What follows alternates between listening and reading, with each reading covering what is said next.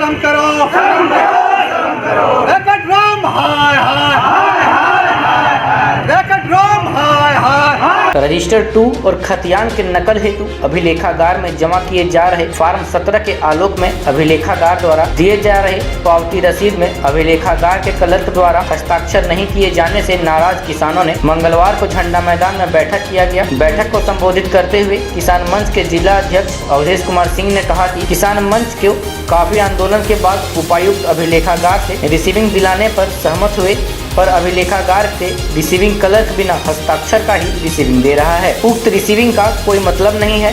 तत्पश्चात सभी किसान अभिलेखागार गए और दिए गए रिसीविंग पर क्लर्क के हस्ताक्षर करने को कहा गया। रिसीविंग क्लर्क और प्रभारी पदाधिकारी ने कहा कि उपायुक्त गिरिडीह का आदेश है कि रैयत जब खुद आवेदन करेगा तभी अभिलेखागार का क्लर्क को पावती रसीद देना है। अवलोकन करने के पश्चात अभिलेखागार के पदाधिकारी ने कहा कि हम उपायुक्त का निर्देश मानेंगे।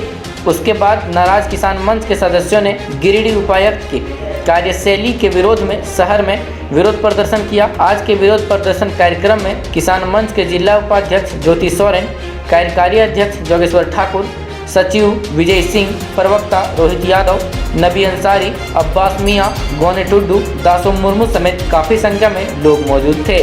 कि पता है कि जिला अभिलेखागार गिरिडीह में रैयत या वंशजों के द्वारा काफ़ी संख्या में रजिस्टर 2 और खतियान की सत्यापित प्रति के लिए आवेदन दिए जाते हैं और इसी सिलसिले में हम लोगों ने उपायुक्त महोदय से विषय में चर्चा हुई थी, जिसमें कहा गया कि काफ़ी एक ही आवेदक या एक ही वकील पूरे गांव का पंडितों और खतियान की सत्यापित प्रति की मांग करते हैं, जो नियमता कर रहे थे। इसी सिलसिले में सारे लोग आए थे बात करने के लिए कैसे हम लोग आवेदन देंगे। तो उन्हें समझाया गया कि आवेदन में आप लोग जो भी हैं रैयत या उनके वंशज और स्वयं अपना नाम लिखेंगे, अपना मोबाइल नंबर लिखेंगे और जिस दिन उनका पंजीकरण निकल जाएगा या फोटोकॉपी सत्यापित हो जाएगा तो उनको फ़ोन करके बुला दिया जाएगा। क्योंकि जैसा कि पता है गिरिडीह अभिलेखागार में पूरे अंचल का 13 में से 10 अंचल का पंजीकरण जमा है।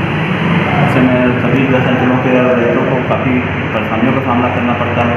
बेरोजगार लोग आते हैं, उनको आर्थिक क्षति भी होती है। तो उन्हें समझाया गया कि आप लोग फॉर्म भरिए और आपको पावती दे दिया जाएगा और उसके आधार पर जैसे जैसे निकलेगा आप उनको सूचित भी कर दिया जाएगा। इसमें किसी प्रकार के अधिवक्ता का या मुंशी का जरूरत नहीं है। अगर आप रखना चाहते हैं तो रख सकते हैं, ये आपके ऊपर है। लेकिन तो सरकार की तरफ से या हम लोग अभिलेखागार के रूप से की तरफ से या डीसी साहब की तरफ से ऐसा कोई निर्देश नहीं है कि आपको वकील रखना ही है या मुंशी को रखना ही है। ये आवेदक स्वयं भी अपना फॉर्म भर सकते हैं और नकल ले सकते हैं। का रजिस्टर 2 और खतियान की मांग को लेकर गिरिडीह जिला का किसान आज 1.5 वर्षों से आंदोलन कर रहा है। पिछला बार जब आंदोलन हो रहा था तो गिरिडीह के पूर्व डीसी श्री राहुल कुमार सिन्हा किसानों को रजिस्टर 2 का नकल देना प्रारंभ करवाया। अब जो है इस बार जब आंदोलन हुआ तो डीसी साहब बोले कि नहीं, किसान जो रिकॉर्ड रूम में आवेदन देगा उसका नकल दिया जाएगा। और अब जो नकल जब दिया जा रहा है तो वहाँ से जो रिसीविंग दिया जा रहा है उस रिसीविंग में साइन नहीं करता है। किसान जब जाता है तो उस रिसीविंग में जो है सो साइन नहीं करता है और यह कहा जाता है कि उस रैयत को आप लाइए जो रैयत इस दुनिया में है नहीं, क्योंकि अधिकांश किसानों का जो ज़मीन है उसके दादा परदादा के नाम से है। अब जो कहता है कि नहीं, वकील का जो है सो हस्ताक्षर नहीं चलेगा, उस मृत रैयत को लाना होगा जो अब इस दुनिया में नहीं है। तो ये गिरिडीह डीसी कैसे पढ़ के आया है, कहाँ से पढ़ के आया है, यह बात हम लोगों को समझ में नहीं आ रहा है। क्या इससे पहले जो यहाँ जो डीसी थे उनको जानकारी नहीं था? किसानों को लगातार परेशान किया जा रहा है किसी प्रकार से, एन के एन प्रकार से। अब जाके देखिए 2:30 जैसे बजेगा वैसे बिचौलियों का वहाँ अड्डा हो जाता है। जो रजिस्टर 2 के लिए 5,000, 4,000, 10,000 देता है उसी को जो है सो रजिस्टर 2 का नकल मिल रहा है। कि डीसी ने अति कर दिया है। हम लोगों ने समझा कि यह हिंसक तरीके से, गांधीवादी तरीके से यहाँ का किसान आंदोलन करेगा तो डीसी को कुछ समझ में आएगा, लेकिन डीसी साहब को कुछ समझ में नहीं आया। ये सिर्फ लूटने के लिए आए हैं। इसलिए हम किसान डीसी साहब को यह बतला देना चाहते हैं कि अब हम किसान भी आपको चैन से नहीं रहने देंगे।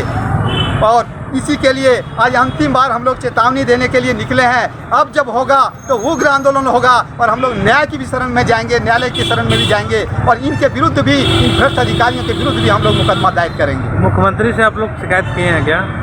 हाँ, माननीय मुख्यमंत्री महोदय के यहाँ भी हम लोग आवेदन दिए हैं, लेकिन उस पर कुछ हो नहीं सका है। हम लोग यह प्रयास कर रहे हैं क्योंकि तैयारी बात हो रहा था। कल परसों फ़ोन करके कहा गया था कि आप लोगों का जो है सो नकल दे देंगे, लेकिन फिर वही पैतराई शुरू कर दिया। क्योंकि मामला संवैधानिक है तो आप लोगों ने राज्यपाल को क्यों नहीं दिया कि यह जो है किस कानून के तहत जो है सो रैयत को लाने के लिए कहते हैं? क्या अन्य ज़िले में सब रैयत आते हैं तभी दिया जाता है? यह कानून सिर्फ गिरिडीह जिले के लिए है कि पूरे झारखंड राज्य के लिए? जी बिल्कुल, आपने सही कहा। हम लोग यह प्रयास करेंगे क्योंकि आप जानते हैं कि राज्यपाल महोदय से मिलना बहुत आसान नहीं होता है, लेकिन हम लोग प्रयास करेंगे कि अब हम लोग राज्यपाल के यहाँ गुहार लगावें, क्योंकि किसी न किसी तरह से झारखंड सरकार का संरक्षण है, जिसके वजह से ही डीसी ऐसा कर रहे हैं। यह बात तो हम लोग भी समझ रहे हैं और इसलिए हम लोग यह प्रयास करेंगे कि राज्यपाल, माननीय राज्यपाल रैयत को लाने का कहना ये संवैधानिक बातें कहते हैं, तो संविधान का तो मुखिया हमारा राज्यपाल है। किस संविधान के तहत वहाँ दिया जा रहा है और यहाँ क्यों नहीं दिया जा रहा है, यही सवाल आपको पूछना। बिल्कुल, आपका जो सुझाव है उस सुझाव का जो है सो हम लोग अनुपालन करेंगे। और क्योंकि इसके पूर्व भी इसी तरह का प्रावधान था। सारे वकील तो यहाँ से हम लोग देते थे आवेदन। अब यहाँ कहता है जहाँ वकील का सिग्नेचर है वहाँ कहता है मृत रैयत का लाओ, वकील से नहीं चलेगा। आपने उपायुक्त महोदय को पूछा कि आज के समय में जो आप जारी कर रहे हैं रजिस्टर 2, वह क्या सभी में रैयत का दस्तखत है? ऐसा आप हमको दिखाइएगा आवेदन को।